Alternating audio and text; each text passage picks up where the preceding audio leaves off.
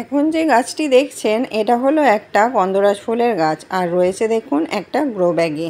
এই গ্রো ব্যাগটা আমিই বানিয়েছিলাম 1 বছর আগে, আর বানানোর পর এই গাছটিকে এই গ্রো ব্যাগটিতে রিপোর্ট করেছিলাম। এবার গ্রো ব্যাগটা বেশ কিছুদিন হলো ফেটে গেছে, ছিঁড়ে গেছে। আর দেখুন তার জন্য গাছটির গোড়ায় জল বা খাবার যা দিচ্ছি সবই বেরিয়ে যাচ্ছে, তাই গাছটির অবস্থাও খুবই খারাপ। আর গাছটিকে করব আজ রিপোর্ট, আর সেই ভিডিওটাই শেয়ার করব আপনাদের সঙ্গে। তো চলুন ভিডিওটা দেখে নেওয়া যাক। নমস্কার বন্ধুরা, আমি বর্ণালী আর আপনারা দেখছেন আপনাদেরই পছন্দের চ্যানেল সবুজ ভালোবাসা। তো দেখুন আমি যে পাত্রটিতে গাছটি রিপোর্ট করব সেটা হলো একটা গামলা। এটা হলো একটা 40 টাকা দামের গামলা। তো গামলার সাইজটা বেশ বড়। আর দেখুন আমি এই গামলাটাকে তাতালের মাধ্যমে করে নিচ্ছি ড্রেনেজ সিস্টেম, অর্থাৎ ড্রেনেজ হোল। তো দেখুন তাতালের মাধ্যমে ড্রেনেজ হোলগুলো করে নিচ্ছি। আমাকে কিন্তু কোনো রকম এখানে কষ্ট করতে হচ্ছে না, শুধু এটাকে ইলেকট্রিক বোর্ডে গুঁজে দিয়েছি আর সুইচটা অন করে দিয়েছি। দিয়ে দেখুন তাতালটা গরম হয়ে যাওয়ার পর এরমভাবে ছিদ্র করে নিচ্ছি, তাহলে খুব সহজেই করে নেওয়া যাচ্ছে ছিদ্রগুলো। তো দেখুন আমি এখানে বেশ কতগুলি ছিদ্র করে নিয়েছি। এবার ছিদ্র করে নেবার পর যেটা আমাদের করণীয় সেটাই করতে হবে এখন। তো করব এই ছিদ্রগুলিকে খোলামকুচি দিয়ে বন্ধ। তো দেখুন আমি একটুখানি খোলামকুচি দিয়ে ছিদ্রগুলিকে করে নিচ্ছি বন্ধ। এবার যেটা আমাদের এরপর আমি করে থাকি সেটা হলো এই যে নুড়ি পাথর। তো এখানে আমি দিয়ে নেব কিছুটা পরিমাণ নুড়ি পাথর। তো দেখুন আমি সামান্য পরিমাণ নুড়ি পাথর দিয়ে এখানটা ভরাট করে দিচ্ছি, ওই ধরুন 1/2 ইঞ্চি বা 1.25 ইঞ্চির মতন।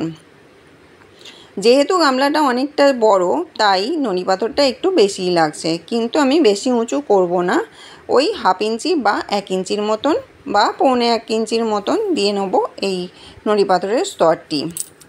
তো তার উপরে দেব আমি সামান্য পরিমাণ ছোবড়া আর তার উপর মাটি দিয়ে তারপর গাছটাকে রিপোর্ট করব। তো এই গাছটায় কিন্তু প্রচুর পরিমাণে ফুল হয়েছে। আর দেখুন যেহেতু নুড়ি পাথরগুলো ভিজে ছিল তাই জলগুলো পাস আউট হয়ে যাচ্ছে। এবার দেখুন আমি গাছটিকে আর ওই পাত্রটিকে নিয়ে চলে এসেছি যেখানে আমার রয়েছে মাটি। এবার আমি ওই পাত্রটির ওপর দিয়ে নেব, অর্থাৎ নুড়ি পাথরের ওপর দিয়ে নেব সামান্য ছোবড়া, তার উপর কিছুটা মাটি, তার উপর বসাবো এই গাছটি।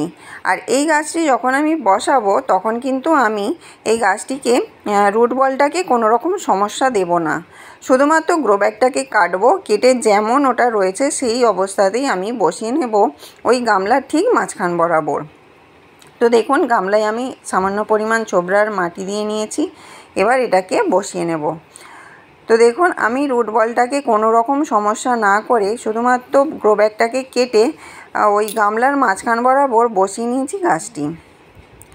তো দেখুন রুট বলটাকে আমি কোনো রকমভাবে কিন্তু কোনো রকম আঘাত করিনি, শুধুমাত্র ওইখান থেকে গ্রো ব্যাগটা থেকে কেটে ওটাকে বসিয়ে দিয়েছি। এবার এই ফাঁক জায়গাটায় দিয়ে নেব মাটি। তো দেখুন এই চারপাশে যে ফাঁক জায়গাটা ছিল ওইখানটায় মাটি দিয়ে খুব ভালোভাবে খুরপির মাধ্যমে বসিয়ে দিচ্ছি। আর পাশে দেখুন হয়েছিল একটা আমের চারা। তো আমি কয়েকটা গামলাতেই এরকম আমের আঁটি ফেলে রেখেছিলাম, তো এই কয়েকটা গামলাতেই এরকম আমের থেকে চারা গাছ বেরিয়েছে, আমের আঁটি থেকে চারা গাছ বেরিয়েছে। তো আমি এটাকে কোনো রকম অসুবিধা দেব না, যদি গাছটা দাঁড়িয়ে যায় তাহলে আমাদের পিছনে যে বাগানটি রয়েছে সে বাড়ির পিছনে সেখানে গিয়ে এই গাছটা বসিয়ে দেব। আর দেখুন এখানে কিন্তু ভালোভাবে আমি মাটি দিয়ে নিয়েছি। এরপর এই পাত্রটিতে জল দিতে হবে, অর্থাৎ গাছের গোড়ায় জলটা দিতে হবে।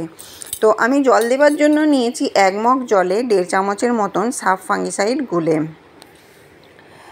তো দেখুন গাছটার অবস্থা খুবই খারাপ হয়ে গেছে। গাছটা আমার আরও আগে রিপোর্ট করা উচিত ছিল, কিন্তু সময়ের অভাবে করতে পারিনি। আর গাছটাকে রাখলাম দেখুন এই যে আমার বড় বড় কলকে গাছগুলো রয়েছে তারই ছাওয়ায়।